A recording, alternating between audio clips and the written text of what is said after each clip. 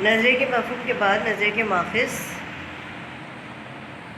کسی بھی نظریے کے فروغ کا انحصار افراد کے خلوص، لگن اور وفاداری وابستگی پر ہوتا ہے۔ اسلامی نظریہ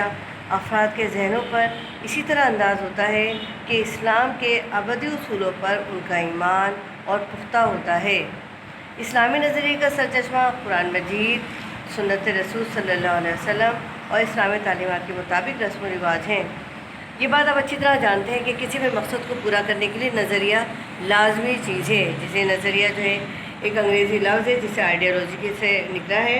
اور یہ زیادہ تر ایک آئیڈیالوجی جو ہے لفظ فرانسیسی لفظ ہے۔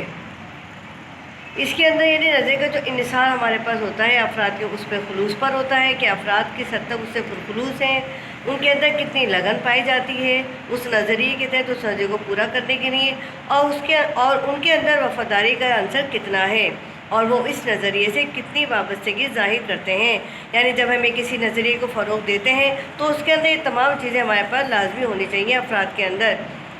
جب ہم اسلامی نظریے کی بات کرتے ہیں تو اسلامی نظریہ افراد کے ذہنوں پر اس طرح اثر انداز ہوتا ہے کہ اسلام کے ابدی اصولوں پر، یعنی اسلام کے جو اصول و قوانین جو ہیں ان پر ایمان اور ان کا پختہ ہو جاتا ہے۔ وہ اس بات پر یقین رکھتے ہیں کہ اسلام ایک ضابطۂ حیات ہے اور اس پر زندگی گزار کر ہم ایک بہترین اپنے مقصد کو حاصل کر سکتے ہیں۔ اسلامی نظریے کا سرچشمہ جو ہے جس پر اسلامی نظریے کی بنیاد ہے، وہ ستون قائم کرتا ہے، وہ قرآن مجید ہے، سنت رسول صلی اللہ علیہ وسلم ہے اور اسلامی تعلیمات کے مطابق رسم و رواج ہیں۔ یعنی ہم جن رسم و رواج کے مطابق زندگی گزارتے ہیں، حضرت صلی اللہ علیہ وسلم کے دی ہوئی تعلیمات کے مطابق اپنی زندگی کو پورا کرتے ہیں، اور قرآن مجید میں جو کچھ بیان کیا گیا ہے۔ پہلا ٹاپک آتا ہے قرآن مجید، دوسرا ہے سنت رسول صلی اللہ علیہ وسلم اور تیسرا ہے رسم و رواج۔ اس کا پہلا ٹاپک ہے قرآن مجید۔ قرآن مجید کیونکہ اسلام کی ابدی اساس ہے، اسلام کی جو بنیاد ہے وہ قرآن مجید پر رکھی گئی ہے۔ اس سے لوگوں کے معاشرتی اور معاشی قوانین کے سلسلے میں مفصل و مکمل رہنمائی حاصل ہوتی ہے۔ یعنی لوگوں کو معاشرتی طور پر کیسے زندگی گزارنی ہے، معاشرے کے ساتھ کیسے تعلقات رکھتے ہیں، کیسے وابستگی رکھنی ہے، آپس کے تعلقات کیسے بہتر کرنے ہیں، آپس کے اتحاد کیسے قائم کرنا ہے، معاشی طور پر جو ہے اپنے معاش کو، روزگار کو، تجارت کو،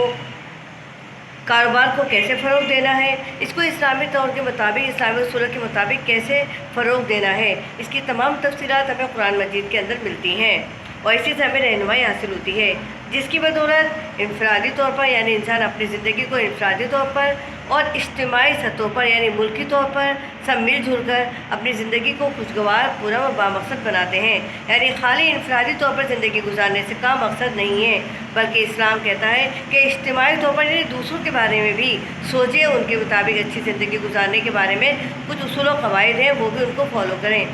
زندگی اسی وقت خوشگوار ہوتی ہے جب ہم دوسروں کو بھی خوش رکھیں، یعنی پرامن ماحول قائم کریں اور اپنے ملک کو پرامن و خوشگوار رکھیں۔ یہی زندگی کا مقصد ہے، اور خاص طور پر قرآن مجید کی اسلامی ابدی کا مقصد ہے۔ جب ہم دوسری بات کرتے ہیں سنت رسول صلی اللہ علیہ وسلم ہے، یعنی قرآن مجید کے اندر جو کچھ بیان کیا گیا ہے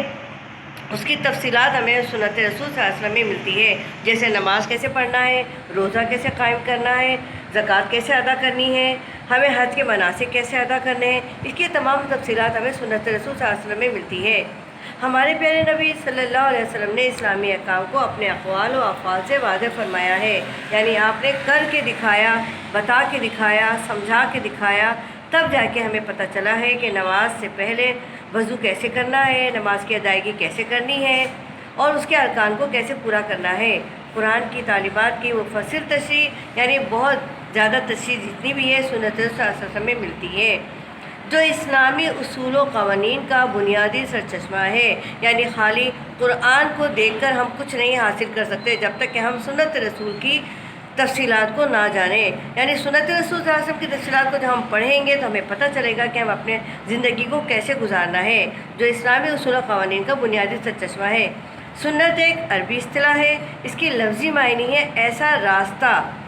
جس کی پیروی کی جائے، جس کی پیروی کر کر ہم اپنی ابدی زندگی، اجتماعی زندگی، انفرادی زندگی کو بہتر بنا سکتے ہیں، قرآن مجید کے اصولوں کے مطابق اپنی زندگی گزار سکتے ہیں۔ یعنی سنت ایک ایسا راستہ ہے جس کی پیروی کیے بغیر ہم اپنی زندگی کے مقاصد کو حاصل نہیں کر سکتے۔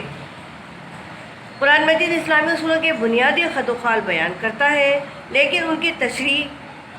और वजाहतें रसूल अकरम सल्लल्लाहु अलैहि वसल्लम के अक़वाल में मिलती हैं। आपने जो कुछ बयान किया, जो कुछ तफसीलात आपने हम तक पहुँची हैं, उन अक़वाल में हम ज़िंदगी के अपने मनासिक, अपने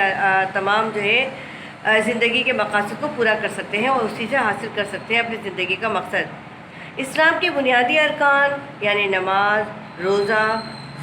ज़कात और हज की तफसीलात रसूल सल्लल्लाहु अलैहि वसल्लम ने बयान फरमाई हैं। यानी इस्लाम के अगर हम ये देखते हैं, हमें पता चलता है कि हमें नमाज़ कैसे पढ़नी है, तो हमें सुन्नत रसूल का तफसील से जायज़ा लेना होगा। ज़कात की अदायगी कैसे करनी है, हमें सुन्नत रसूल का जायज़ा लेना होगा। रोज़ा कैसे रखना है, सुन्नत रसूल की पैरवी करनी होगी। हज की तफसीलात कैसे करनी है, कैसे अदायगी करनी है, हज की खुशनुदी की हज की अदायगी के लिए अल्लाह ताला की रज़ा कैसे हासिल करनी है, इसके लिए भी हमें सुन्नत रसूल की पैरवी करनी होगी। यानी रसूल सल्लल्लाहु अलैहि वसल्लम ने जो बयान फरमाई है, उसी में ही इंसान की कामयाबी है और सुन्नत रसूल के ज़रिए ही हम अपनी ज़िंदगी के मकासद को इस्लामी तालीमात के मुताबिक ढाल सकते हैं। तीसरा टॉपिक आता है रस्म व रिवाज। मुख्तलिफ इलाक़ों में पाए जाने वाले ऐसे रस्म व रिवाज और सकाफ़ती अक़दार जो इस्लामी तालीमात के मुनाफी ना हो, यानी जिनके अंदर किसी किस्म की कोई रुकावट ना हो, जिन्हें हम आसानी के साथ अदा कर सकें, उन्हें इस्लाम अदा करने की हमें इजाज़त देता है।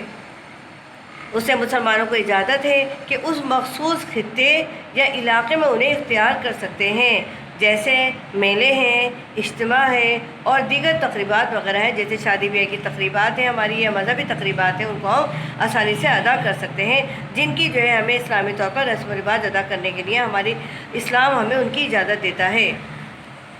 तीसरा टॉपिक आता है नज़रिए की